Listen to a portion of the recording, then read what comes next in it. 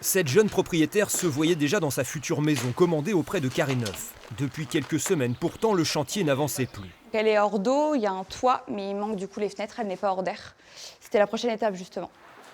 Des délais non respectés comme pour bon nombre de clients. Heureusement pour cette propriétaire, les règlements étaient versés au fur et à mesure des travaux. Mais sans maître d'ouvrage, l'avenir paraît bien flou. Nous, au mois de septembre, il va falloir qu'on paye notre échéance de crédit, alors qu'on sera toujours dans notre appartement au mois de septembre, on le sait pertinemment. Et on peut, comme tout le monde, on ne peut pas forcément payer et un loyer et un prêt. Au total, une centaine de chantiers sur lesquels intervenaient de nombreux artisans qui préfèrent rester discrets. Le groupe immobilier les pressait pour réaliser les travaux, mais retardait le paiement des factures.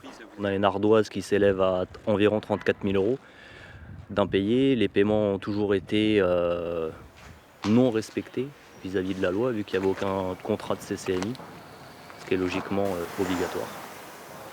Donc là, on est dans le doute pour le futur de l'entreprise. Ils le savaient, ils faisaient tout de leur possible pour livrer les maisons, mais tout en sachant qu'ils n'avaient pas les fonds pour le faire. Ils savaient très bien qu'ils n'allaient pas nous payer. Sur les réseaux sociaux, le nombre de victimes qui partagent cette déroute ne cesse de s'amplifier. Pour justifier la liquidation soudaine des 21 sociétés de son groupe immobilier, Michael Juret s'explique dans un communiqué.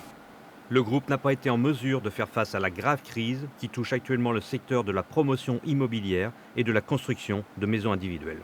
Quel recours alors pour les particuliers lésés? Pour cet avocat qui représente une douzaine d'entre eux, les contrats de construction comportent obligatoirement une assurance qui garantit la livraison coûte que coûte. On a une liquidation qui est d'ores et déjà prononcée, donc on sait que de toute façon, Carré Neuf n'interviendra plus sur la construction.